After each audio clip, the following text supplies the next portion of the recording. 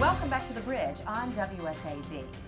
Well, have you been experiencing back pain, shoulder pain, even neck pain, and you're not exactly sure where the pain is coming from?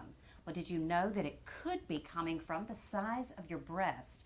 Well, that's exactly what we're talking about today with our coastal experts from Renewal MD. Joining me now is Dr. Joel Shanklin. Hi, Dr. Shanklin. It's great to see you. Hi, Natalie. So let's talk about breast reduction and breast lift, because this really can cause a lot of issues if you're not careful. Yes, it can, Natalie, and it's actually one of the common procedures that we see as plastic surgeons regarding breast reduction. Usually referred to us by their primary care physician. Patients come to us saying that, I've had years of problems with upper back, neck, and shoulder pain that they can relate to large breasts. So it is something their insurance will cover to have a reduction. They have to meet certain criteria, meaning that they've had the symptoms, they've tried conservative options to try and get improvement, and those have failed. So for a lot of patients, it's that, yes, extremely large breasts, having to use very wide strapped types of bras to help hold them up.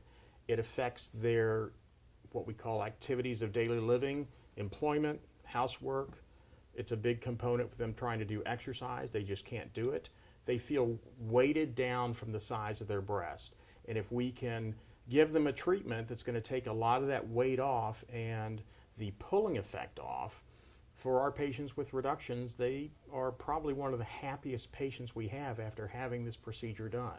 How do I know if I'm a good candidate for breast reduction? Most patients, it's based on criteria that the insurance companies have provided regarding their height and weight in regards to some anatomic figures that they look at to decide whether they'll approve it. But most commonly, they'll come to us, like I said, as a referral from their primary care doctor because they've been having these complaints for years. And, we do have to follow the steps that the insurance companies demand that we do before they would let them become a candidate for this. But they're relatively straightforward. Most patients, because they've dealt with this issue, majority of patients have already come in with all the documentation, and we just need to follow the steps to get them set up to have it done. And of course, we want to make clear that a breast reduction is definitely different than a breast lift, which we will be talking about in just a moment. But let's say someone is a candidate to have breast reduction.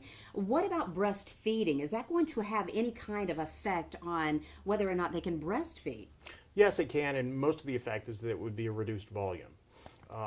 You can't guarantee they'd have the ability to breastfeed after having a reduction.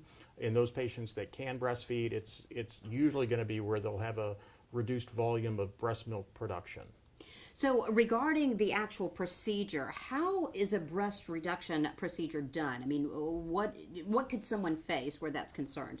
Well, it's usually in most patients it's about a 2 to 3 hour surgery. They're completely asleep.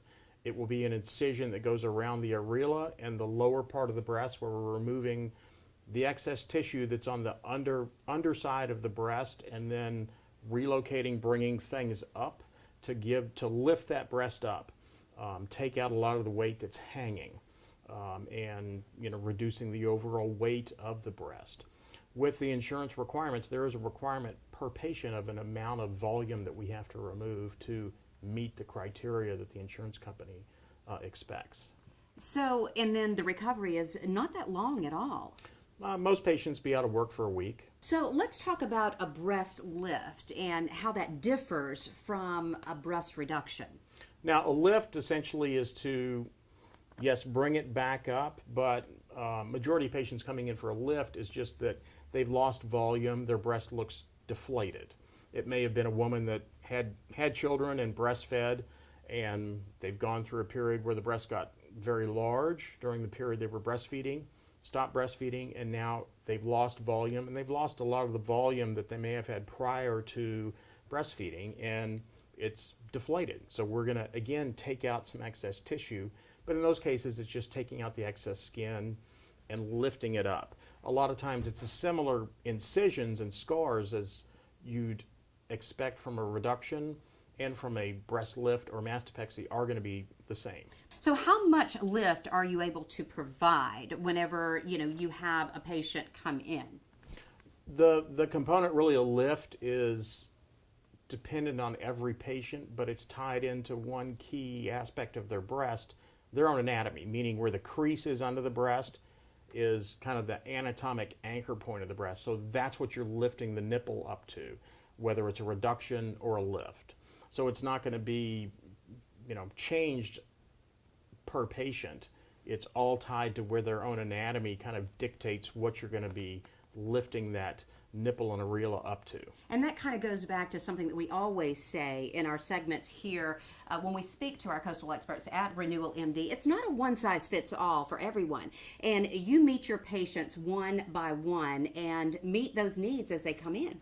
Absolutely right. I mean, the procedure itself is relatively standard and straightforward, but it is different for every patient because there's different sizes and shapes per se.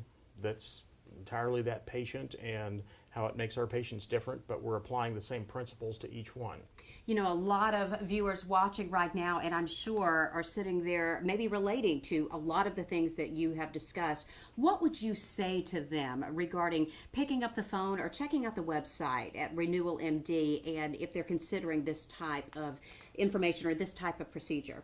Well, certainly look into it. Look at our website. We have a lot of information on the website.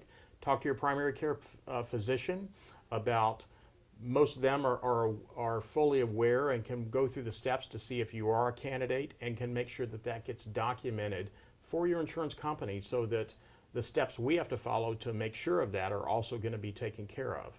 So it's a great procedure for our patients that have had it done and get a lot of great results and a lot of great feedback from our happy patients. And you might just be surprised when you see that insurance will take care of, Absolutely. Of this. Well, I want to thank you, Dr. Shanklin, for joining us and always providing great information here Thank you on very much, WSAV. Natalie. My pleasure. If you'd like more information on Renewal MD or any of our coastal experts, just check out our coastal experts page. You'll find that at wsav.com.